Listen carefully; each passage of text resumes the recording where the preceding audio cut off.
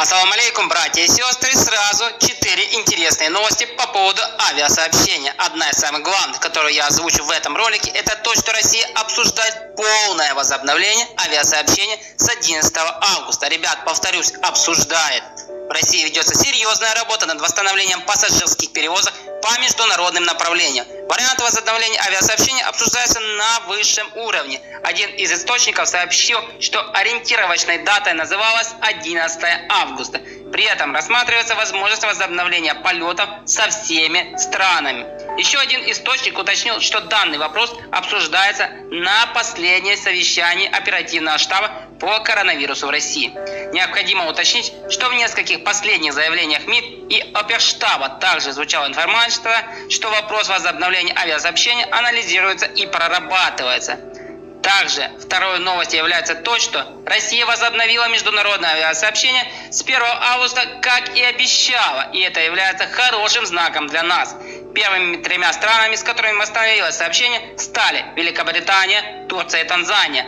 С начала августа можно улететь в Лондон, Анкару, Стамбул и на остров Занзибар, а с 10 августа в Анталию, Бодрум и Даламан. Кроме того, в пятницу 31 июля стало известно об открытии государственной границы России с Абхазией.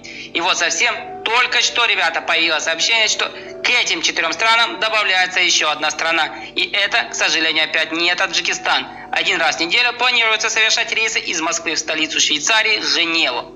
Предполагается, что первый рейс в Женеву будет осуществлен 15 августа. Авиасообщение будет осуществляться на взаимной основе.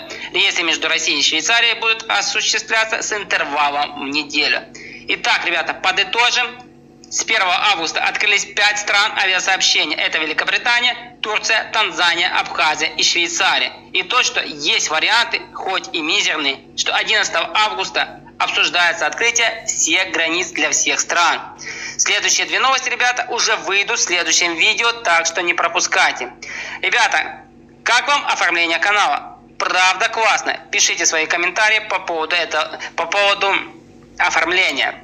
Еще раз попрошу вас поделиться, ребята, этим роликом со своими друзьями в WhatsApp. Спасибо, ребят, всем, кто поддерживает наш канал. Ну а кто, ребят, попал на наш канал первый раз, присоединяйтесь. Жмите кнопочку подписочки, ребят, и не забывайте, ребят, обязательно прожимать колокольчик справа вверху, чтобы всегда приходили уведомления о новых роликах на канале. Наш канал, ребята, выбирает интересную и нужную информацию для вас.